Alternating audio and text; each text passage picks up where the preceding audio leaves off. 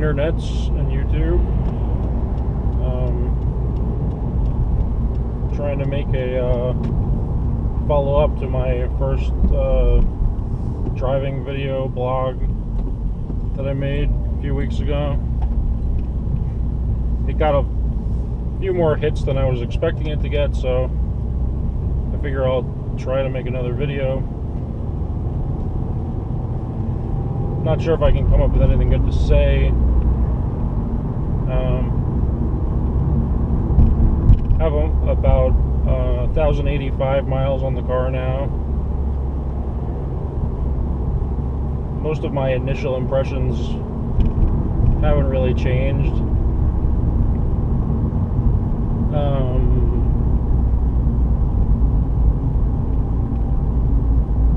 Probably big topic on Nasdaq has been whether you should buy this car or buy a 2014 before they go away. And I've probably been arguing about it more than I should. And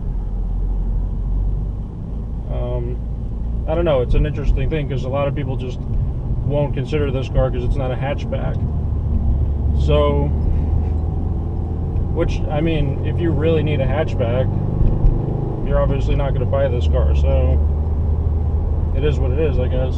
But as a previous owner of a hatchback, I didn't really think it was as practical as it seemed compared to some other hatchbacks and small wagons I've seen. It was pretty low on cargo room, and the trunk in this car is pretty spacious, so unless you have to haul something too big to fit in the trunk, but not too big that it wouldn't fit in a small hatchback, I don't know, there are certain things like maybe a chair or a small desk that you could fit in the hatchback, but for anything really big, you're gonna need a truck or an SUV anyways. So I don't know. I mean, maybe I'm just justifying it because I don't have my hatchback, but I kind of don't miss the hatchback because it made tons and tons of road noise. And this car makes road noise too, but it's not quite as bad.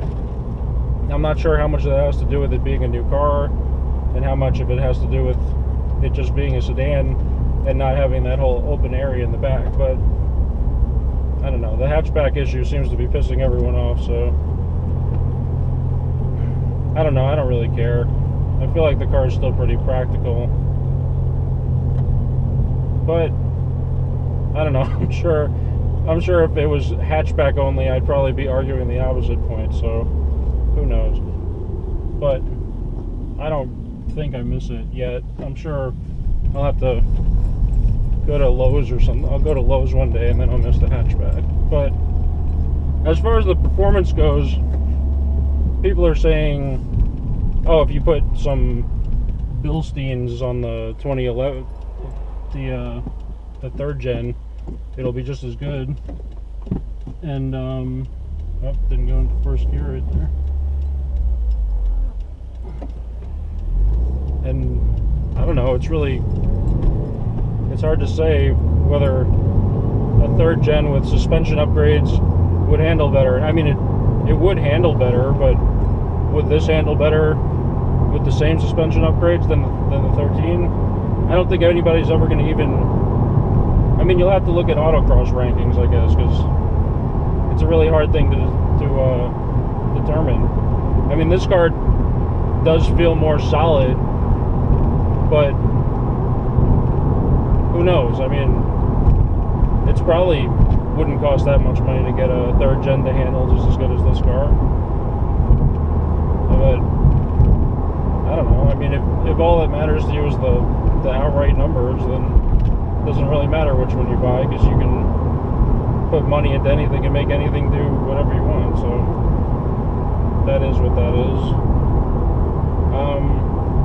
But I still don't really miss my 2011. Not to say that it was a bad car, but this is just a better car. I mean, to me. I mean, some people might not think so because, you know, maybe they don't want the extra refinement. Maybe they like the more of the rawness of the old car.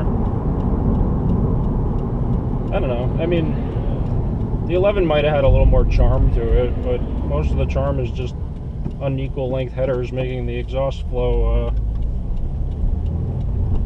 not more inefficiently. And I don't think this car sounds that bad. I think it's going to be harder to pick exhausts for it, but from the inside, I think it sounds better. The biggest sound you heard in the 2011 was just tons of gear whine in the lower gears. This one you can actually, like, you can hear the turbo spooling, and I don't know. But it's not like some magical replacement car that the 2011 is some pile of garbage and this is like a Ferrari or something. It's just a little better in a lot of ways. It does have a little rattle going through the ceiling though, so maybe it'll live up to its older brother after a few thousand miles of driving in the rattle department. Who knows? Another problem I've had is people can't hear me on my Bluetooth. It seems distorted.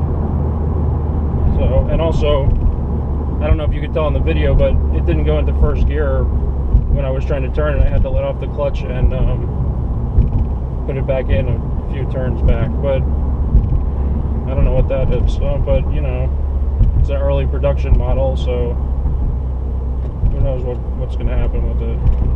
So far, it seems mostly okay, though.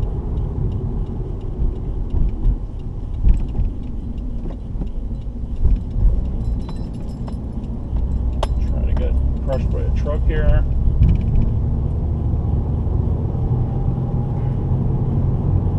So the other thing people are wondering about is whether it's faster or slower.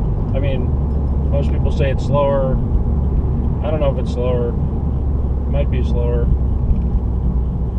It's definitely slower when you're behind a CRV in a 30-mile-an-hour zone.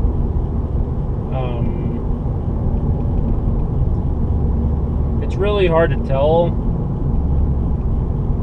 by a butt dyno which is faster or slower, because the gearing is different and the power delivery just feels so different. So even if they are, the other one did kind of kick you harder when you stepped on it, but this one seems to just build speed more smoothly and less dramatically. So I don't really know. It's close, but it's hard to say exactly. Trying to get onto a more interesting road, but it's going to take forever with this guy in front of me. I might edit a piece of this out if I need to, but probably too lazy to edit it out, so try to think of something else to say.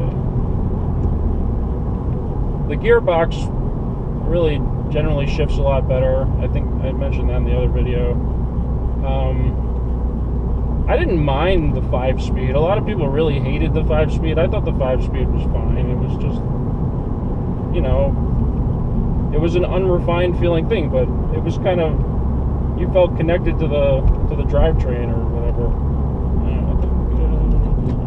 Oops, no, wrong turn. Oh, that was stupid.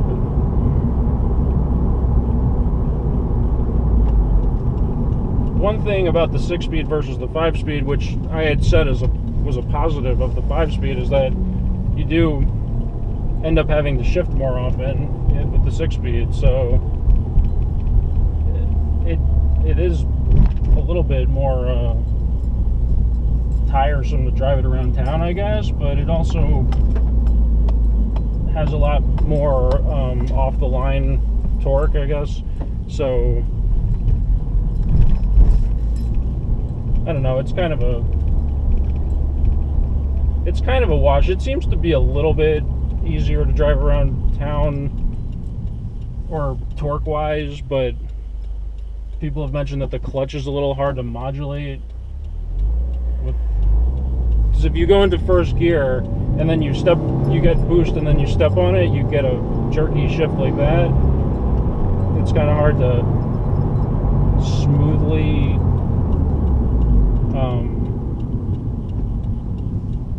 it's hard to smoothly engage the second gear if boost kicks in and then you just shift. But if you're even with the throttle, you get used to it. It's not a big deal.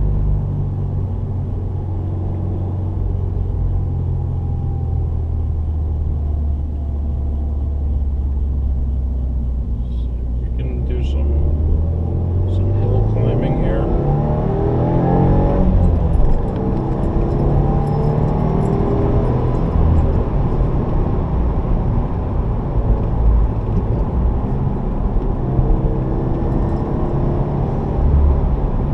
Really just, even when you're doubting, you're thinking, hey, maybe all those people are right, maybe the old one is just as good, but then you just go up a hill and around a corner and you're like, no, not really. Not to say that you can't make the old one more fun than this car, of course you can.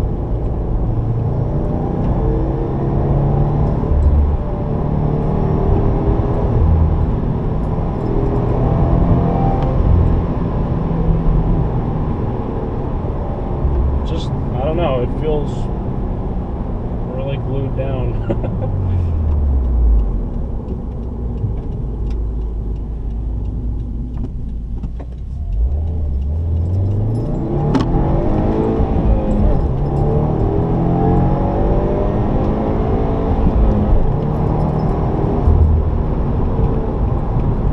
Yay, abuse.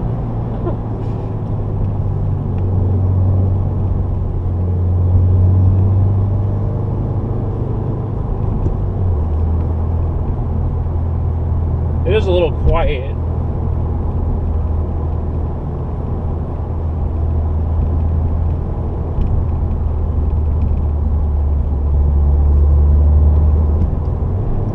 I find I end up upshifting and then downshifting again a lot. I don't know. That's probably just me though, not the car.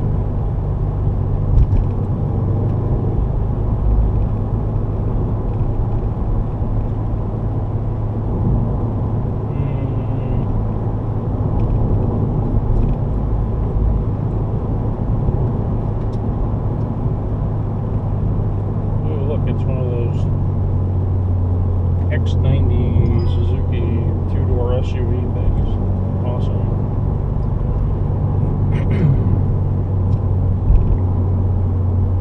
Where that road goes.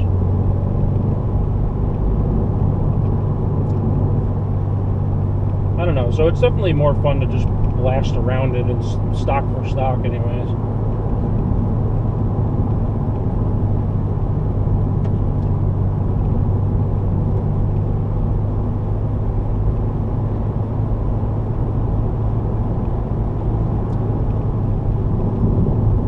The roads around here have like 2 curves and then they just go straight forever. Not that interesting.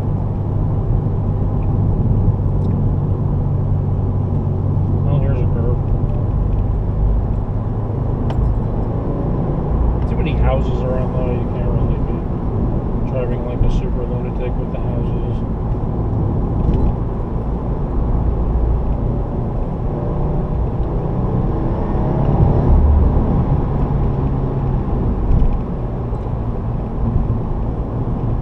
Maybe I'll get this video taken down too, like some other people on Nasdaq.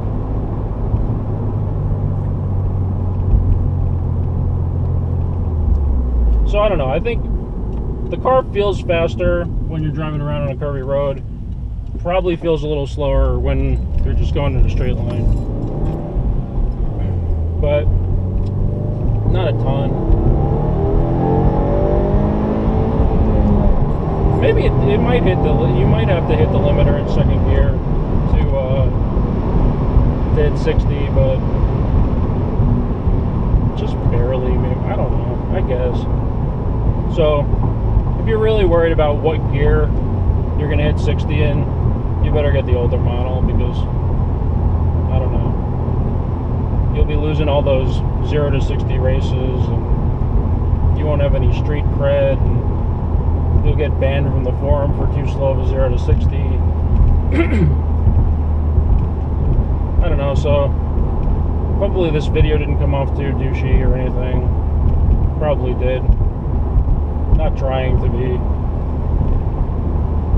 We'll see. I'll probably have to edit some of this. So, thanks for watching. Thanks for watching my other video. Can't believe 12,000 people watched my video of me driving this car around and saying, oh, I think it's good, it's better than the other one. But, anyways, I probably, I said I should call myself Subaru BRZ fan at the end of my last video, and now Subaru WRX fan is getting a Mini S, so good luck to him with his Mini S, and hopefully I can start making some videos that are as high quality as his one day, but not today. So, oh, GTO. Anyways, try to keep putting videos up if this one gets views, and we'll see. See you later, YouTube.